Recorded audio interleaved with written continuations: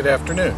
My name is Bill Sigler, and like you, I'm a student of bushcraft. I'd like to start off today by thanking you for your comments on my first video. Your support is very much appreciated. What I'd like to do today is to share with you how I tie and how I utilize the Tauntline Hitch to help secure the tarp for my hammock. Now, to be useful to understand that the principle behind the Tauntline Hitch is basically the same as the prusik knot, in that when you put lateral pressure on the line that you want to use, it tightens against the standing part of the line that you are actually attached to. So for the Tauntline Hitch, it ends up being the same line, but a prusik hitch is usually used in tying into a separate line to attach something to it. Where this is useful for a tarp is in the guy-out system. Now, with smaller tarps, you can usually get away with guying out the four corners, whether you're using it in a diamond pattern or a rectangular pattern, and you get along just fine. But when I started hammock camping, I made a larger tarp because I wanted more coverage and more versatility. The disadvantage here is that towards the middle of the tarp, in higher winds, or if your tarp is attached to the same thing that your hammock is on, sometimes it has a tendency to bow in the middle.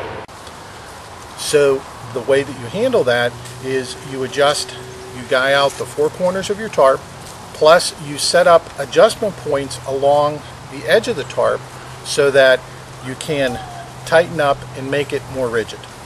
This will stand up in higher winds and where there's more pressure when you are actually in your hammock. Now, if you don't do hammock camping, this is still useful in setting up in higher wind situations. So, being that it is tied onto itself, you could guy out your corners with a standard bowline, but I choose to put bowlines in the ends of the line, then come partway up, about 1/3 to 1/2 way up, tie a figure 8 loop, and then do Tauntline hitches to my guy out points from that. Now, the way that I guy my tarp out is exactly the same way that they do in the videos from Bushcraft Northwest. The reason why I'm shooting this video is to show you how I tie the Tauntline hitch, and also to show you, if there's enough time, on how that same method is effective with cordage as small as the inner core of the paracord. Okay, so I'd like to show you a little bit more detail and a little bit closer. You take a standard line, take a bite. Now, make sure that your tag end, you have enough that you're going to be able to wrap around your standing part without a problem.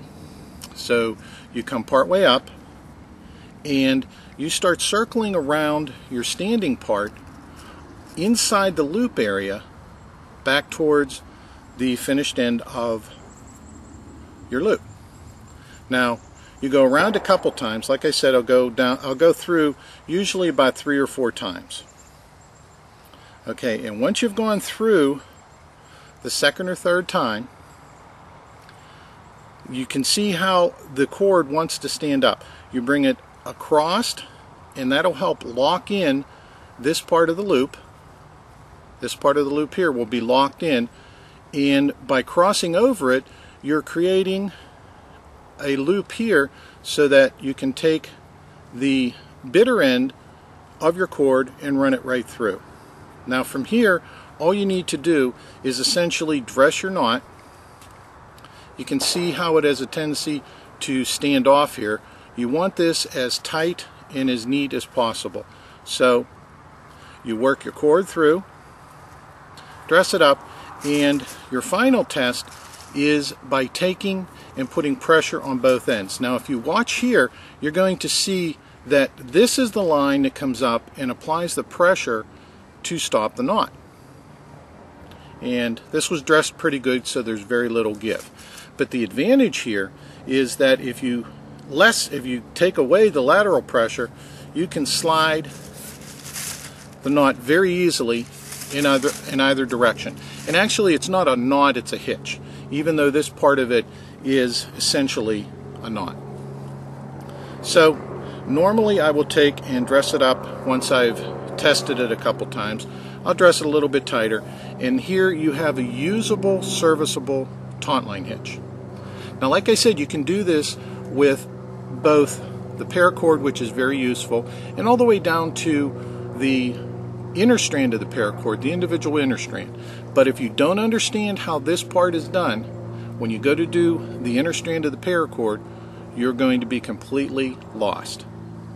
The other thing that I discovered, and this is a little bit useful, is with this knot, being that it's easily moved, you can use this to attach to your wrist and tie anything on that you don't necessarily want to fall off. So by holding it here, you can slide it up, make it tight, and anything you tie to this end will stay. And if you want to take it off, you simply take and pull it off. So that's an added bonus, but this is your Tauntline hitch. Okay, what I'd like to show you is how this is useful for tying something as thin as the inner strand of paracord. With the inner strand of paracord, you do it exactly the same way. You take a bite of your line, make sure there's enough on the finished end, the bitter end, so that you can wrap it over 2 or 3 times. And once you wrap it over, you make sure that your line is dressed and wrapped around at your intersection point here before you go ahead and cross it over. Now, once you cross it over, normally what I'll do is I'll take and I'll control this part of the knot where my bites and my wraps are, and that will allow me to make a loop here, then take my bitter end and feed it through the loop. Now, this does take a little bit of practice with a cord as thin as this, but once you've done it a couple times, it will become easier. Now, where you have to be sure and be careful is that at the end of the knot where you've made your loop is when you tighten it up, you also are trying to dress it at the same time, that you don't end up crossing over your knots there, your loops there. Now, I'll take and I'll tighten up, I'll pull on and dress the knot, and then just put tension on it. And if you've done it properly, when you put tension, the knot itself will automatically dress itself and set. Now, the test of this is the same as the other one.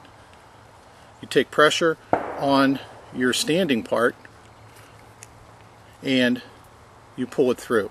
Now, what you're going to find is once you've set this, it has a tendency to be a little bit stiff at the beginning, but afterwards it'll loosen up a little bit, and as you can see, I'm putting a little bit of pressure on this and it's not moving.